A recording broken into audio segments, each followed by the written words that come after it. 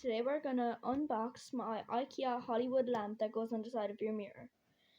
Okay, so I got one of these and like they're really great. I haven't tried it out yet, but I know my sister has like 2 of them, so here it is. I just opened up the top there. I haven't opened it up fully yet though, so let's get started. So as you can see, there's the plug and like the switch for the lamp. Turn it like on and off. Okay, let's pull this thing out. Oh my god. Look at it. It looks really well. Okay, I got this from IKEA. Okay, it came with instructions. That's good.